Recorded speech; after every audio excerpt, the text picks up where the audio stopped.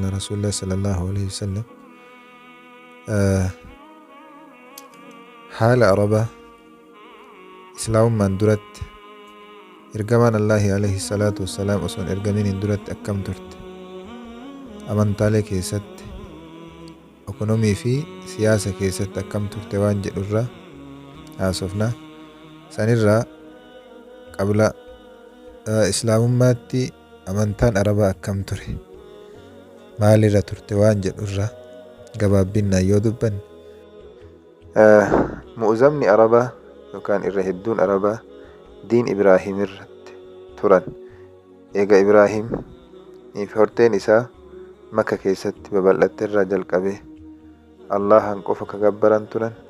اسمه قفة تقوشهم سنججو هذا زمن إيران إسان الرد دبرت إيجا سي عمرو بن لهي نمني جرم هذا رفت يجو عمرو بن لهي يكوني عربة كيست يرو سنتي نما بكا قداق أبو نما تولتوتي نما يجو أم ترى نما دوغو kanaaf isaan akaabir ulamaa keessa nama guddaa afaadil akkasuma ulamaa jechuutti waan yaadaniif baha guddatti isa laalanii jechuudha. Summa innahu saafara ila shaami nin kun gara shaamitti godaaneet achitti warra shaam taabota ka gabbaran argeet gabbaruun isaanii kun ammoo waan gaarii jechuutti yaadeet haqa jechuutti fudhatee wanni inni akkasii fudhatuudhaaf maaliifi shaami iddoo yookaan mahallii ergamtootaati akkasuma kitaabni itti buufame waan taateef achirraa taabota hublaa jedhamtu fuudhee galeeni Makka keessatti Kaabaa Makkattiin galee eegasii joofii Kaabaa yookaan Kaabaa keessa kaa'ee jechuudha. Kaa'ee achitti warra Makkaa itti yaame isaanillee inni nama guddaadha nama gaarii haala gaariirra itti waan beekaniif isa hawwaatanii hin turre jechuudha. Hublaan tuni taabota suuraa namaa irratti tolfamteerraayi harki isii mirgaa cabsamtuudha. Adrakatu Qurayshun kadhalik akkasitti Qurayshi argitee jirti. Eegasii maal goote zahabarraa itti tolchite jechuu harka hafte san. Isiin tuni awwala sanama mushriktoota Qurayshiiti jechuu awwala jalqaba taabota keessaa isii jalqaba yookaan isii duraati. Taabotonni biroo ammoo isaan biratti iddoo guddaa kan qaban Manaati, Laatii fi akkasuma Aziizii jechuudha. Manaatiin tuni gosa Uzeylaa fi Kuzaa'atuyyuu isii gabbara. Laatiin ammoo akkasuma gosa Saqiiftu gabbara. Uzzaan ta'ee nuti jennaan akkasuma ta Qurayshiitii fi Banuu Kinaanaa akkasuma gosoota biroo tii jechuudha. Taabonni sadiin tuni isaan keessatti akbaru awsaanil arab irra guddaa taabotaa jedhamtee yaamamti jechuudha. Egasii isaan keessatti shirkiin babal'attee guddattee taabotoota hedduu kulli buqaatti yookaan iddoo hundatti godhatan jechuudha. Haga namni hundi mataa mataan yookaan gosti hundillee akkasuma haga godhatan takka gahee haala kanaan isaan keessatti shirkiin babal'attee جزيرة عربا كيست كست ببلدت حتى صار لكل قبيلة هجا تهت بس هندا هجا تهت وفي كل بيت هندا هجا سينت يجو أمو مسجد هرما فكانوا قد ملأوه بالأصنام تابوتان قوتان يجو أجا قاف رسول صلى الله عليه وسلم فتي مكة قاف شمسا وجدوا أرجن تكت حول البيت بيتي أفوت أرجن مال 360 سنة تابوت رب سديفي جهتم وياس الرسول صلى الله عليه وسلم فجعل يطعنها إسي ورانا أوليلان إسي ورانا نيكو كفسا تراني ثم مر بها التأجاني باسا مسجد الرا سر باسا يعني إيقاسي بافمته قبمته ورقت وكان في جو في الكعبة أيضا أصنام سوارا غرغرة تنبروت اللي جرا جتشو إسان كان كيست أمري كان كيست شركي كان كيست فقات الراهن كأي أبي رجاء الأطاردي نمني جمال جل كنا نعبد الهجر لقى قبرات الرجل فإذا وجدنا هجرا هو خير منه لقى قبر سنر لقى ويا إرقاري وأرقني إساسان كدراسا دربينيت كغاري سنفر النجا سن اللي يون أرقين مال قونا جنة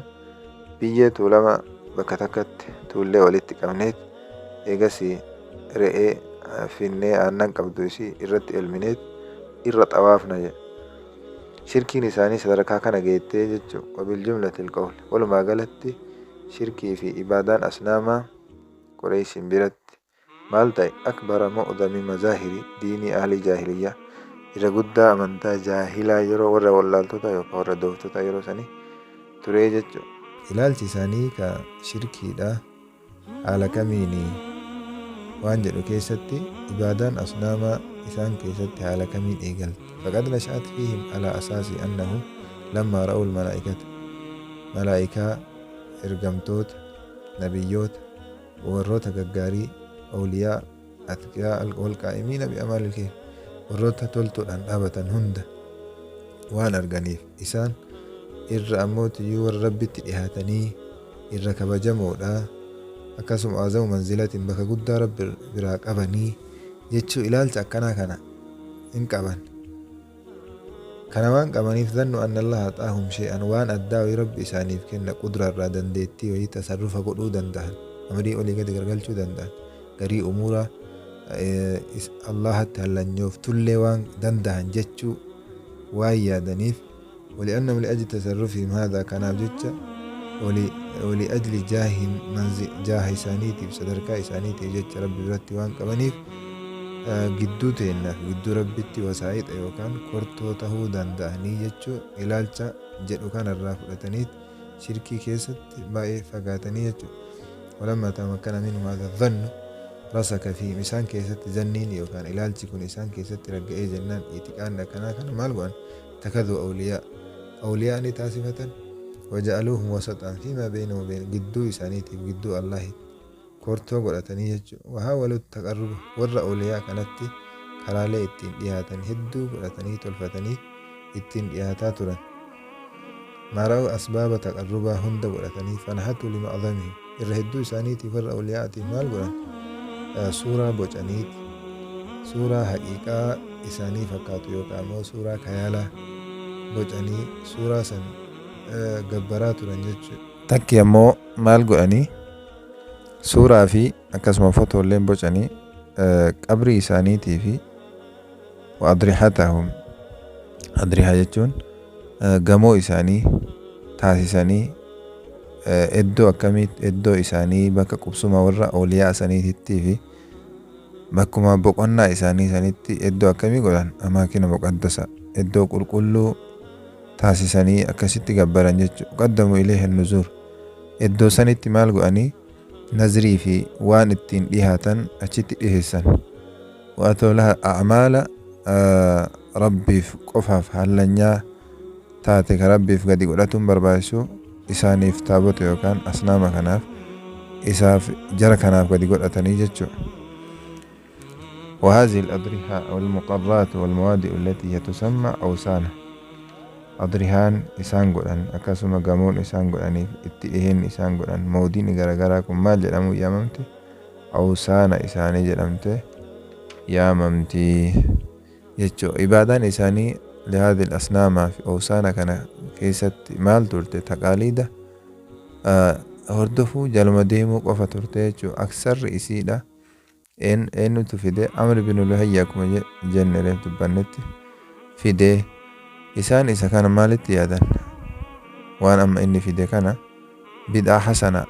جتشو تيادني يجو فهو بدعة حسنة جان وليس بتغيير دين إبراهيم دين إبراهيم ججيرو سنتاني بدعة غاري وان غاري نو فيدي يجو لالني حال سنين جل ديمن جتشو فكان جملة عبادة إساني الرا أكسما أوسان إساني الرا مال قرآن إسرت والغهني إسرت هاء أكسما حفلة غرغرة والغه غرغرة إسرت قرآن مالي في جنان أنهم متقدين أن تشفى عند الله ربي رتي من قدمان والآبتي وان سلافين إسر أرغن جتشو يادني إسيد أف هجن طواف إسيد أف قرآن إسيد أف قد قرآن إسيد أف سجودا جتشو إسيد ديهاتان أما اللي أكسما أنواع وان سلا إتين ديهاتان مهدودان إتين ديهاتان كانوا يذبحون إسي داف جتشا قرآن وهذه النوع من الذبح ذكر الله تعالى كنبي دبتي وما ذبح على النسب ولا تأكلوا مما لم يذكر اسم الله ربي دبتتي. وكان أنواع تقربا إرى أصنام كانت في أوسان كانت أنهم كانوا يخصون لها شيئا مما أكلهم وان أدانيات إسان الرا دقات إسان الرا وانتوتا كناف جتشو أصنام كنينيف dhiheessanii akkasuma anwaa taqarrubaa isatti dhihaatanii nazrii godhaniif silata yookaan qodhaa seenaniif fil harthii wal an'aami warruu keessatti qabeenya an'aama beellada qaban keessatti waa hedduu keessatti isiidhaaf isittiin dhiyaatuuf jecha godhanii jechuu keessatti rasuuli rabbi alayhi salaatu wassalaam akka jedhan رأيت عمرو بن عامر بن لحي الخزاعي يجر قصبه أي أمعاؤه. عمرو بن لحي كان أرجع جرا جهنم كيستي مرئمان إسا يبدأ كيسا كهركي فهمتو أرجع مالي في جنة لأنه أول من غير دين إبراهيم إني جلقب نما دين إبراهيم ججي روان تهيفي كناف مرئمان إسا جهنم كيسا كهركي فهمتو أرجع يا رسول عليه الصلاة والسلام. أرمني تاتي جرت تفعل كل ذلك بأسنامهم وانتو تعمدوا بأن كان هدوك دلج تاتي جرت مالي في متأكدين أنها تقربا لله ربي التين إيهانا ربي التين إيهاتو دلنا جت وتوصلهم إلي ربي التنقيسا من قدما وروني كنين أوليان كنين صالح توني نور آبتني جتشو يادني جتشو كما في القرآن كيف تجروا ما نعبدهم إلا ليقربونا إلى الله زلفى ويعبدون من دون الله ما لا يضرهم ولا ينفعهم ويقولون هؤلاء شفعاؤنا عند الله. وكانت العرب أمس عرب تعتجد مع القرآن تستقسم بالأزلام هتا كبوسا جتشو أكمت القدح الذي لا ريش له ولن كمل. كانت الأزلام صلاة أنواع قصة صديقها نوع في صلاة أسهمه أحدها نعم جاء وثانيها لا وثالثها غفر قصدي تكفى مالني نعم كان جدو في لا انتان جرا صدفنا ما غفل جرا كانوا يقتسمون بها وانسلا في الأندلقة الرمان في الأنكيستي إمالها تهو إمال بهوا تهو dubartiin kaa godhatu haa ta'u wantoota kana fakkaatu waan hajaa yookaan dhimmoota isaanii hunda keessatti hixaa kana buufatan yoo jechi hixaa keessaa na'am ka jedhu kun itti bahe waan san silaa barbaadan yookaan irratti hixaa buusan san ni dalagan yoo laa jechuun bahe ammoo isaaniif bahe waan san silaa dalaguuf ammatti yaadan san boodatti aansan jechuu hagamitti hattaa ya'tamarraan yeroon bira haga dhufutti akkasi boodatti aansan yoo gufal ka jedhu irratti bahe ammoo aadu darba hixaa deebisanii darban ammallee deebisanii hixaa buusan jechuudha. Walumaa galatti haaliin jaahiliyyaa yookaan Qurayshiin haalota amma dubbanne kanarra turtee jechuudha. Isaan keessatti haala haftee yookaan hambaan diin Ibraahim irraa isaan keessatti hafteen guutumaan guututti diin Ibraahim hin dhiifne isaan fakkeenyaaf akka ta'ziima albeeytii guddisuu, xawaafa beeytii godhuu, hajjii hajjuu, umraa godhuu, wuquufa arafaa dhaabachuu, musdalifa akkasuma buluu, ihdaa abudunaa, wareega dhiheessuu, wantoota kana fakkaatan kayriirra dalaguu. وإنما كانوا مالقوا أمالي قد ابتدأوا في ذلك بدعة waan silaan jirre diin Ibraahim keessa hin jirre shirkii hedduu tanniin dalagan malee guutuun guututti hin dhiifne jechuu sanirraa fakkeenya anna Qurayshan kaanu yaquuluuna nahnu banuu Ibraahim warra Ibraahim ufiin jedhanii akkasuma warra Hurumaa warra walaata beeytii tokkoo namaatiif warra Arabarraa haga nuti beeytii tanatti haqa qabnu nam tokko haqa qabu jechuutti yaadan وكانوا يسمون أنفسهم humus فلا ينبغي لنا أن نخرج من الهرم إلى الهل حرم الرقر برا إدو برا باهون نوفين برباتي سوجعا فكانوا لا يقفون بعرفة عرفا أبدا ولا يفيدون منها وإنما كانوا يفيدون من المزدلفة لنقا فجي وفيه مسان كيست ربين آيات نبوس ثم أفيدوا من حيث أفاض الناس ويجون إسان الرتبوت سنرى أما اللي إسان أما ورّا هلي دا ورّا إسانين على جرا نانو برارا دف توافو دبوت أجن beeyti idaa qadimu awwala xawaafihim yeroo jalqabaatiif yoo dhufan maal keessatti malee uffata addaa ka isaan godhaniif keessatti malee yuuxa rajula thiyaaba namichi dhiiraaf ni kenna uffata inni ittiin xawaafu mar'aaleen akkasuma mar'aa dubartiif ni kenniti taxuufiha isii keessatti xawaaftu fa'illam yajiduu shay'an waan ittiin xawaafan yoon arginuuf maal godhan fakaana rajulu yaxuufu quraatan qullaa beeyti xawaafan jechuu وكانت المرأة اللي مالغو تدأ ثيابها كلها فتسي هند ديفتيت قميصي ترسع كان بنتما مفتي يجون ايغا سيني جت مال جت اليوم يبدو بعضه او كله وما بدا منه فلا أحله جت هرئ guyyaa gariin qaama keenya mul'atu yookaan guutuun isaatu mul'atu namaan ta'eef wamaa badaa minhu waan qaama keenya irraa mul'ate falaa ahillu tokkoo namaa isa laaluun baqqaasisuu isaaf hin hayyamu jecha haala kanaan xawaaftii jechuudha. Isaan keessatti rabbiin keessatti ayata buusmaan وأنزل الله في ذلك يا بني آدم خذوا زينتكم عند كل مسجد jechuun achirratti goote. إسان الرا كان رسنا مرة أمّا أنهم كانوا لا يأتون بيوتهم من إسانين دفن بلبلان دفنين سينا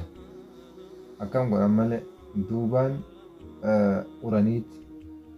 سينانية ويخرجون منه دوبان أورانية كسم بهاني لا وكانوا يحسبون ذلك جفاء برا أكحال كان تلتو يجوت يادان وقد نهى الله عنه في القرآن كي ستربين إلى الأوجيمان وليس البر بأن تأتوا البيوت من زهورها ولكن البر من اتقى وأتوا البيوت من أبوابها واتقوا الله لعلكم تفلحون جلائج دياني وكان أمانتالين شركي كان عربا كن حالا كانان تري أكنت ترتجو إيتقان إساني أوهام خرافات غرغرة وانتو تنبر باسم دين كي سنجر هدو كدين إبراهيم الرانتان أكنت في دنيا وصلى اللهم على نبينا محمد وعلى آله وصحبه وسلم.